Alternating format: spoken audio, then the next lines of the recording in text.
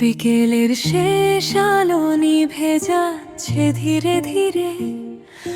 কবরস্থানের এক কোণে বসে আছে এক যুবক, তার হাতে কয়েকটি সাদা গোলাপ আর চোখ ভরা অশ্রু। সে কবরের মাটি ছুঁয়ে আসতে বলল, বাবা, আজ তোমাকে খুব মনে পড়ছে। ছোটবেলায় যখন হাঁটতে পারতাম না, তুমি আঙুল ধরে আমাকে হাঁটতে শিখিয়েছিলে। আমি পড়ে গেলে তুমি বলতে, উঠে দাঁড়াও বাবা, জীবনে হার মানবে না। আজ আমি দাঁড়িয়ে আছি কিন্তু তুমি নেই। মনে আছে বাবা, ঈদে আগে নিজের নতুন জামা কিনে আমার জন্য জামা কিনতে। আমি বুঝিনি তখন, আজ বুঝি বাবার ভালোবাসা কখনো মুখে নয়, ত্যাগে লেখা থাকে। আমি বড় হতে হতে তোমার ফোন ধরতে দেরি করেছি। কাজের অজুহাতে অনেকবার বলেছি পরে কথা বলবো। আজ সেই পরে কোথায় হারিয়ে গেছে। আজ আমি ফোন করি কিন্তু পাশ থেকে কেউ বলে না, হ্যালো বাবা। শেষ যেদিন হাসপাতালের বিছানায় শুয়েছিলে, তুমি শুধু বলেছিলে, মার খেয়াল রাখিস, নামাজ ছাড়িস না। আমি বলেছিলাম, বাবা তুমি সুস্থ হয়ে বাড়ি চলো, কিন্তু আল্লাহর সিদ্ধান্ত অন্যরকম ছিল।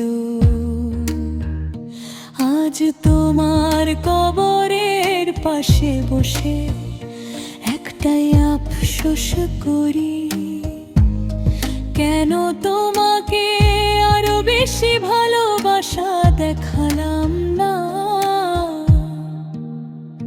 কেন তোমার তো মুখটা আরো বেশি বুঝলাম না। কেন বললাম না বাবা।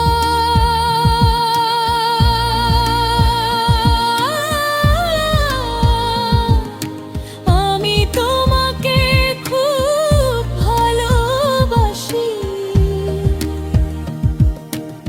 আজ বুঝি বাবার ঘাম সন্তানের ভবিষ্যৎ লিখে, বাবার ক্ষুধা সন্তানের পেট ভরায়, বাবার পুরনো কাপড়ের আড়ালে লুকিয়ে থাকে একটি পুরো পৃথিবীর ত্যাগ। বন্ধুরা, যদি তোমার বাবা আজও বেঁচে থাকেন, তার পাশে বসো, এক কাপ চা খা, তার হাতটা ধরো।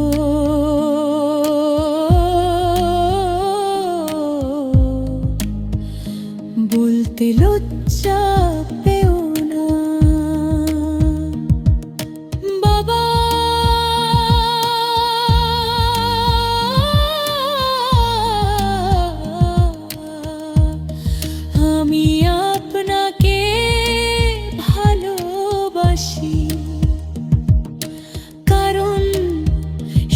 চেয়ে বড় আফসোস সেটাই, যার কখনো ঠিক করা যায় না।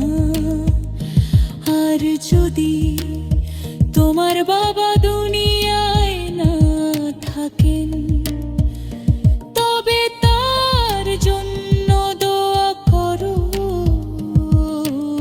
সদকায়ে জারিয়া করো, মানুষের উপকার করো।